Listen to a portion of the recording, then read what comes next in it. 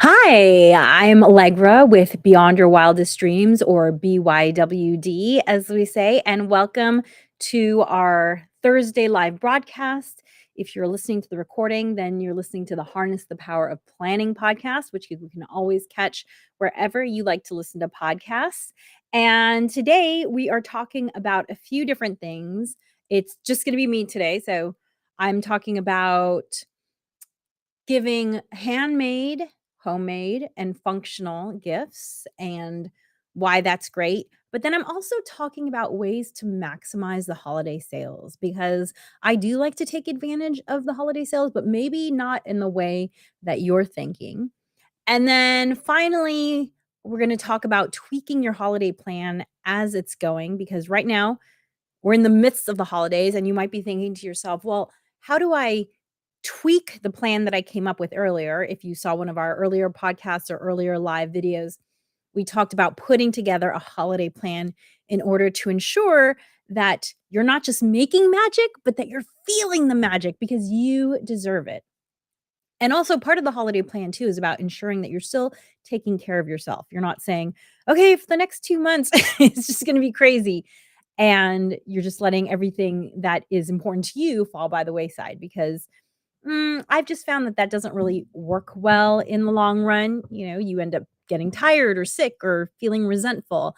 And so having a holiday plan is the way you avoid that.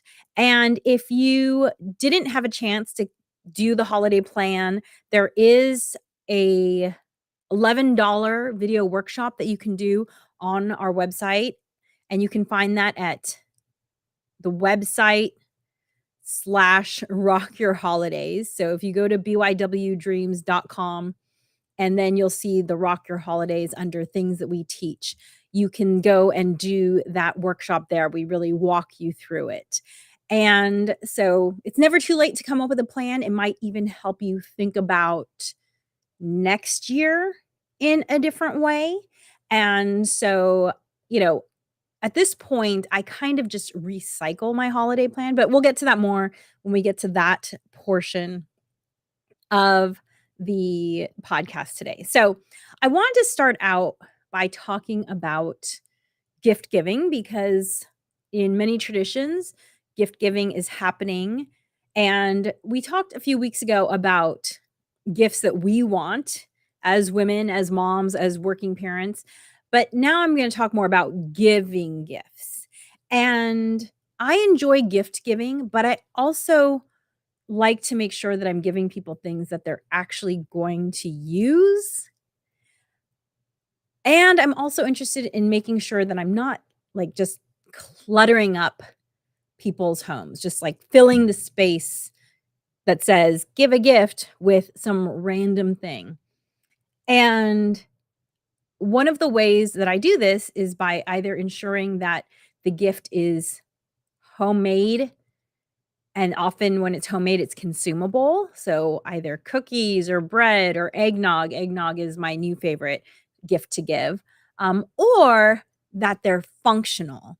And I have this, I did put together these functional gift ideas. If you click this QR code here, you'll see the functional gift ideas that I had put together that include lots of gifts that I've actually given because they were such great functional gifts. So if you're interested in functional gift ideas, click on this QR code up here and you can find those. But, another great functional gift idea is if you live somewhere that's known for something, maybe you're known for honey, or maybe you're known for blueberry jam, or maybe if you're in Vermont, you're known for maple candy, and it's something that people actually like. Like, for instance, I don't understand the giving of fruitcakes because in my experience, they tend to not be very good. I also wanna say the same thing about panettone, which is this Italian bread with dried fruits in it. They're not good because a lot of times fruitcakes and the panettone, they're really old by the time they get to you. So they're just not edible. And it's so wasteful to give something that someone is going to not be able to use. So, if you live somewhere where they're known for a great product that people actually like, give that as a gift.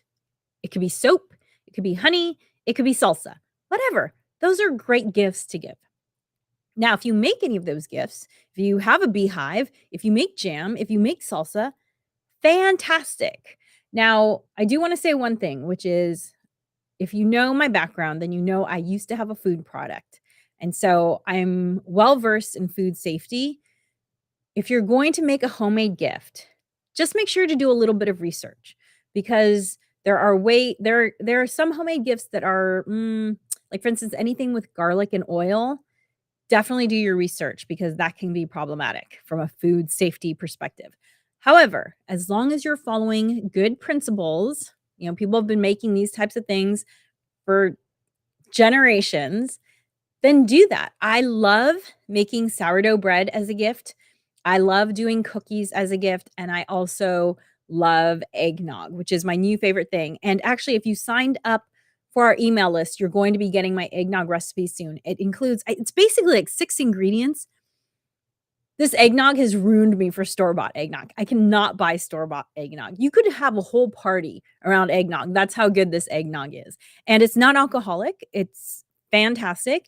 And if you want to, people can add alcohol or they can add actually whatever they want to add. Like maybe you just want to have even just like orange essential oil would be fantastic to add to eggnog because then it would give you like the feeling of Grand Marnier without actually having Grand Marnier, right? So you could have eggnog, you could have alcohol, and then you could also have these edible oils like orange oil would be fantastic. Peppermint oil would also be really good because again, it'd give you that like schnapps feel.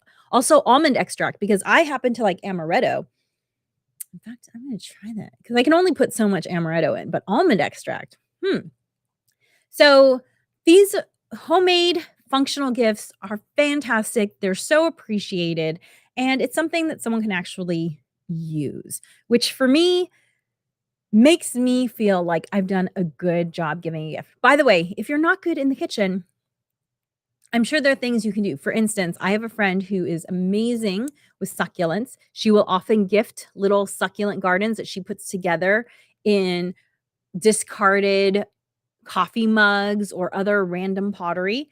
So figure out something that you can make and gift. Another idea for something that was giftable was I used to work for a textile company. And so when we would switch between fabrics, we would have these swatches left over that were essentially trash. And that drove me crazy. And so I'm like, this is perfectly good fabric. What I would do is I would take the fabric and I could do enough sewing just to do a hem and I would make napkins out of them and then give people napkins. So look for ways to turn things that you already have access to into something that is giftable. Creativity, it's a way of thinking. It's a skill. I'm it's not a inbred talent, if you will. I mean, we all have different levels of talent, but I really believe that creativity can be learned and that you can be creative in many different ways. So figure out a way to be creative and then go forth with that. And it'll be a gift that someone will appreciate even more because of the thought and the fact that you put yourself into it in some way. Okay. The next thing I wanted to talk about is holiday sales. We just finished the sales around Thanksgiving, right? So there's Black Friday, Cyber Monday, all of that stuff. And we're entering a period where there are going to be a whole bunch more of holiday sales coming up. And what I want to suggest to you is that you take advantage of the holiday sales. You plan, we always say planning makes everything easier. Planning makes everything better. That you plan to use the holiday sales in a strategic way. What does that mean? So for me, I don't ever go to stores around the holidays. It's just I can't take all the people. So I am not just randomly buying things. If I am buying something for a holiday sale, it's something that I was already going to buy, either something that I was curious about that I've been thinking about buying, and so maybe I saw something in October and I thought to myself, "You know what? I don't need that thing right now, but I'm curious." Actually, I can mention, one of the things. So, around October, I became interested in socks that you can use kind of like shoes, but they also provide grounding benefits, which I can't even get into that topic. But I was curious about these grounding socks that are have enough structural integrity that you can walk around and, like, if you step on something hard or something, it would actually provide some resistance so you wouldn't, like, get a nail in your foot wearing these socks out and about. Anyway, so I had been interested in these grounding socks back in October, but because it was October, I'm like, "Oh, okay, holiday sales are gonna come up." So I wrote it down as something to check out and see what their holiday sale would be. So it was something I was already interested in.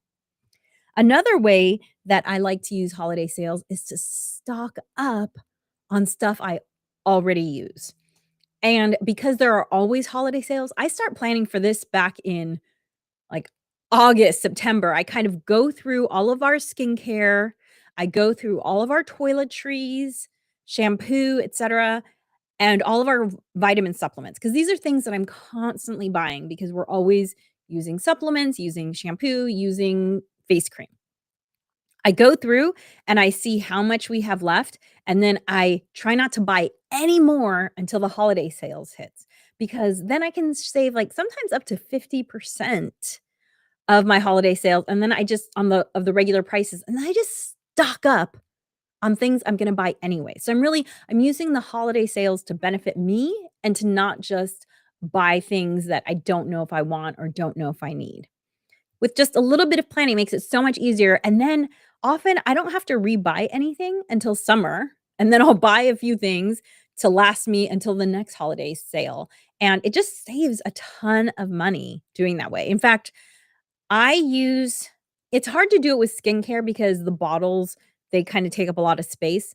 However, I use shampoo soap, like a bar soap, and so it's really small, and each bar soap the company I use is Viori, Viori.com.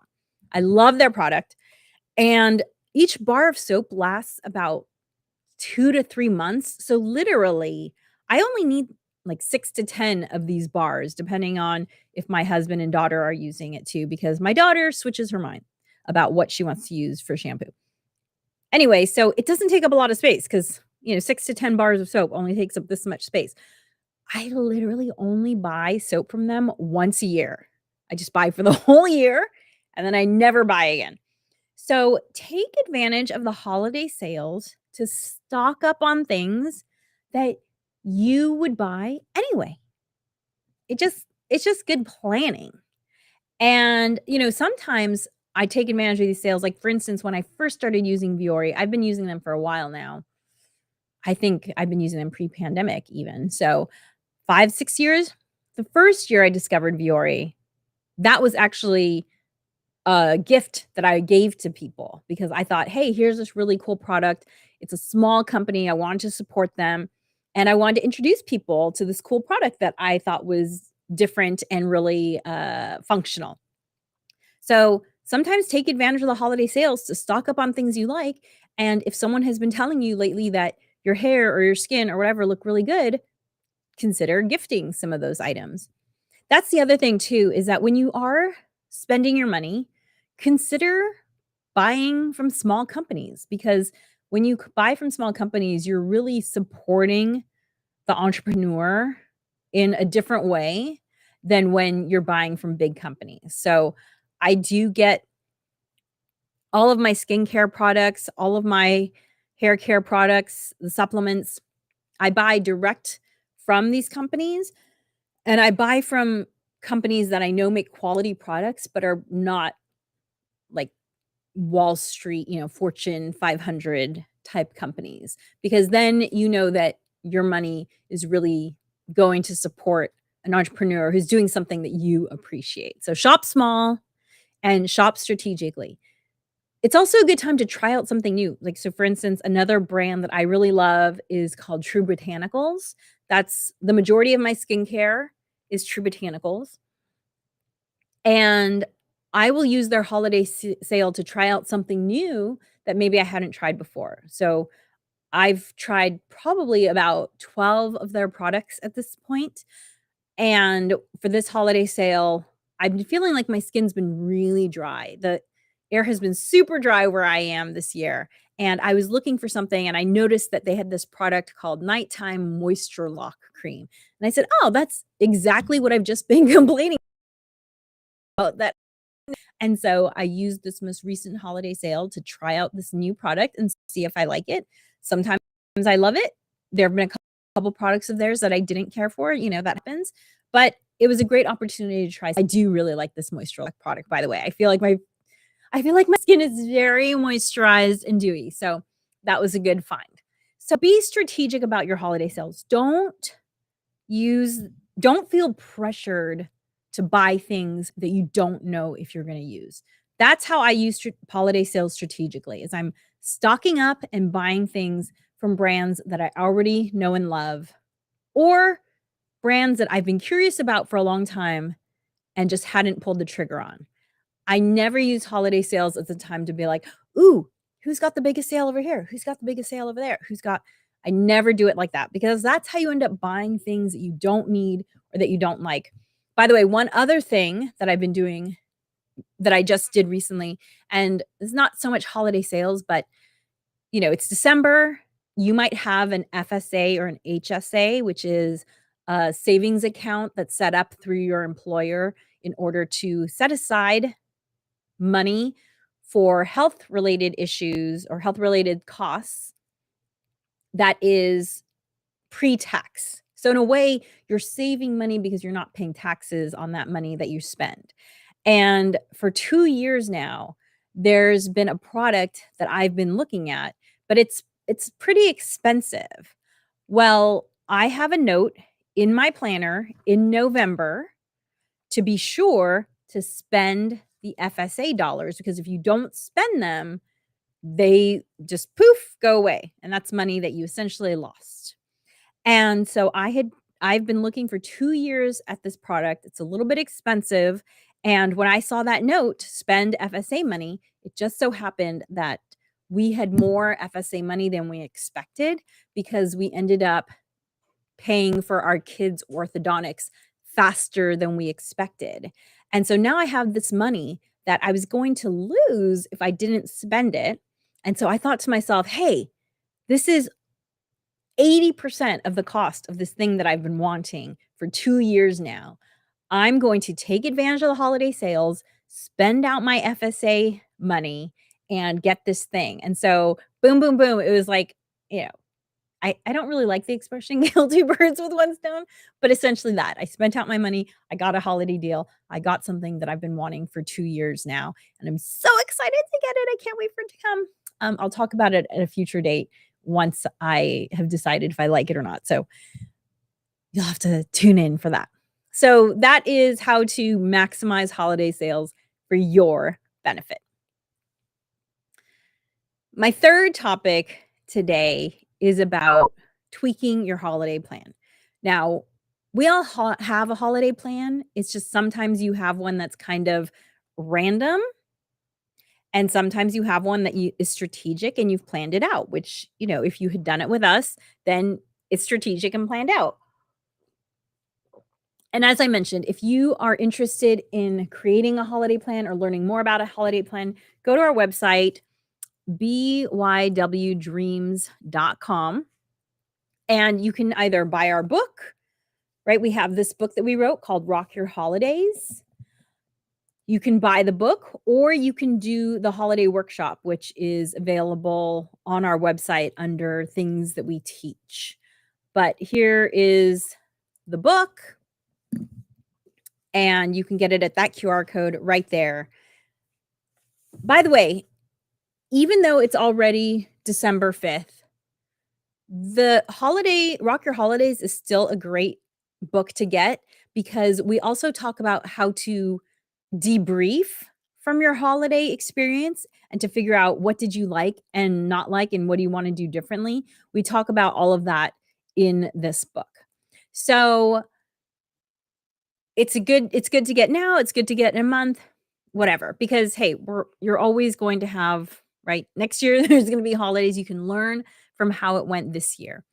So, the thing is so I come up with a pretty detailed holiday plan in terms of, I wanna make cookies, I want to go see the Nutcracker, I say all the things I wanna do, I put them into my planner. However, often, unexpected invitations come up as the holidays are rolling through. Things that you couldn't have planned for because the invitations weren't in your box before you made your holiday plan. And this is where I would say to you, you need to remind yourself of what you want your holidays to be. And this is the first step in coming up with a holiday plan is deciding what you want your holidays to be. If you say, I want to go to every party I'm invited to and take pictures and make amazing memories. Okay, that's one way to have the holidays. If you say, I wanna go to one party this year and bake a lot of cookies. That's a completely different goal for your holidays than the other one.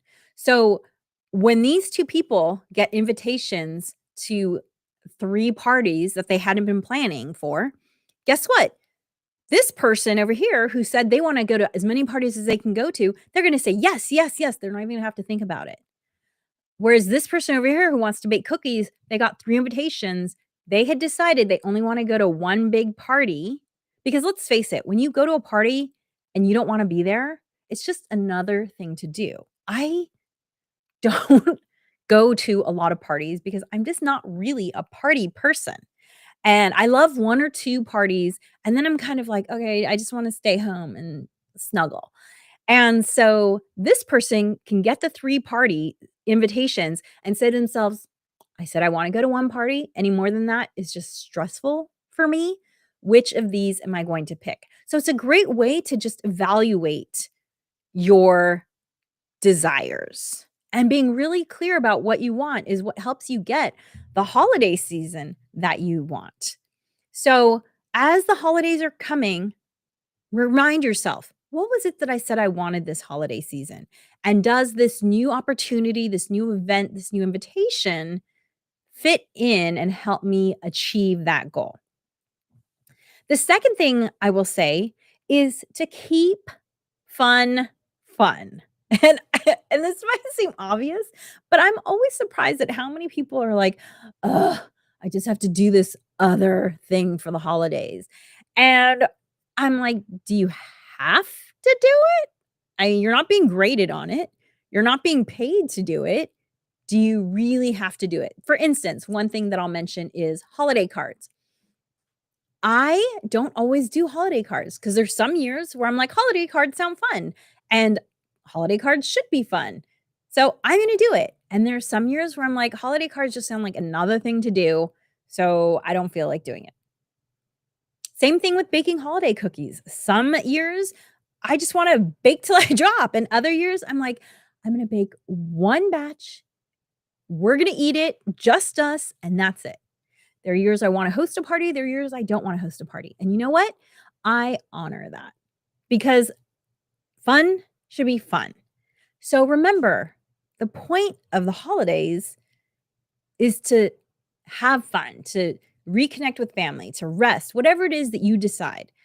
But then honor that decision and don't force yourself to do things because you think you should. We often say around here, stop shoulding on yourself. No one's gonna give you an award. No one's gonna pat you on the back. Like, do it because you wanna do it, and that's good enough.